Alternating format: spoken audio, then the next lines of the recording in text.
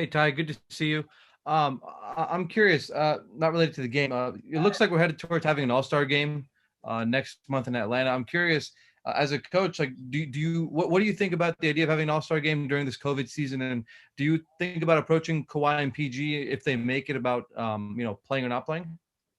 No, that's not my decision. Whatever the league says, we want to follow protocol. I do think, All-Star weekend is a big weekend, for guys to be celebrated, for coaching staffs to be celebrated as well. And whatever the league decides to do, I'm fine with it. Thank you. Thanks, Tomer. We'll go over to Law. Hey, good evening, Ty.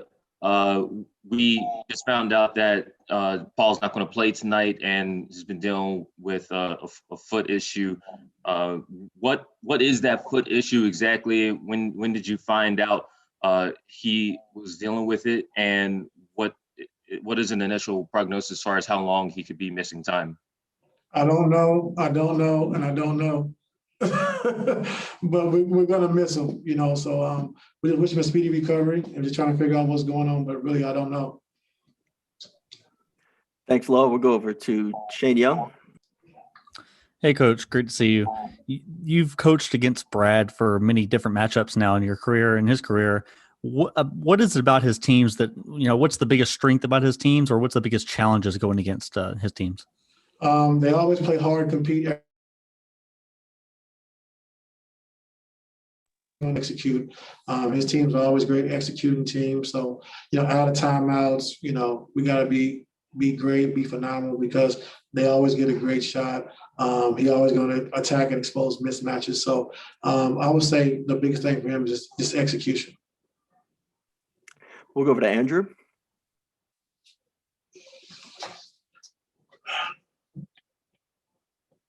Andrew, there we go. Hey, Ty. Obviously, we've talked on and on about Paul's, role as a playmaker this year and kind of how he's embraced that. For however he's out, however long he's out, I guess, where are you looking for more of the playmaking to fall from this team? Obviously, Kawhi is doing a lot of that, but who else are you hoping will take some of what he had done? Lou will, Reggie Jackson. I think those are two guys that we can run pick and roll and run plays through, along with Lou Kennard, be able to make plays for each other as well. So we got to do it by committee. Like I said, with PG being out, guys have to step up, and we got to do it by committee, not just one person. Thank you, Ty. Thanks, Andrew. We'll go over to Miriam. Hey, Ty. Sorry to hear about Paul. Wondering, was he hurt at all, or feeling effects of it on the trip, and like to go and hit 8 threes with the fit? Yeah, he should play hurt, I think. Yeah, I'm not really sure when he really started feeling it or whatever. I'm not really sure, Miriam. But like you said, he did have a hell of a game. So just hopefully we get him back soon. Thanks, Miriam. We'll go over to Cam. Hey, Coach. When looking at the Celtics in the roster and their film, what do you see from Jayson Tatum? And then talk about his development throughout the past couple of years, if you would. Just being aggressive, that go-to guy with him and Jaylen Brown. Well, Kim as well, but I think he's the ultimate go-to guy. And, each year he's just gotten better and better. When he came in, he was a mid-range shooter who could make a three. But now he's a great three-point shooter, great mid-range shooter. And now on the post-ups, he's really good on the post. And I think, having that summer with Kobe and just working out with Kobe and learning footwork and all the things he learned was very beneficial to him. Thanks, Coach. Thanks, Cam. We'll go over to Shane. Oh, no, sorry. I didn't lower my hand. Sorry. All right. Joseph Ryer Ward. Hey, Coach. The team gives up the second most points per possession and the third highest score frequency to pick and roll ball handlers this season. Are there any tweaks you and the staff have discussed implementing based on who you're playing, or is the scheme shaped by the defensive personnel that you have?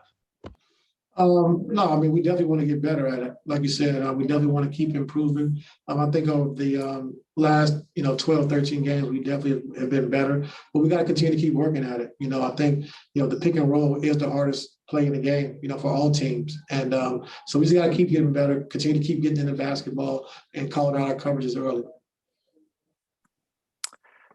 Law Murray, go back to you.